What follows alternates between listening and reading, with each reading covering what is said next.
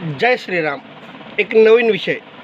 महाराष्ट्रात आणि देशात सर्वत्र हिंदुत्ववाद्यांची सरकार आहे, पण गोरक्षकांना काम करताना त्रास होत आहे.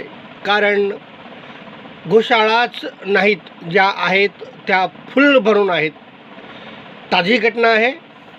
लोहगाव येथील एक गाय आहे, तिला ठेवण्यासाठी आम्ही 8 दिवसापासून गोशाळामध्ये विचारपूस चालू आहे, पण कुठूनही योग्य प्रतिसाद मिळत नाही.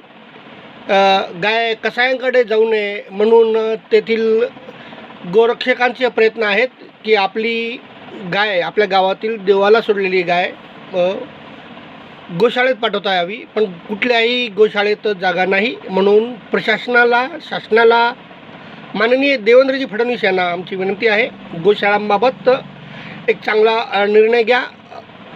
शेतकऱ्यांना गोशाळेच्या परवानग्या द्या, गावकऱ्यांना गोशाळेच्या परवानग्या द्या.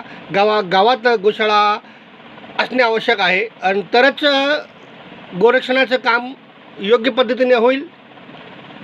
अन्यथा गोरक्षक आपलं काम कंटाळून सोडून देतील आणि कसा येणार आणि मोकळं होईल.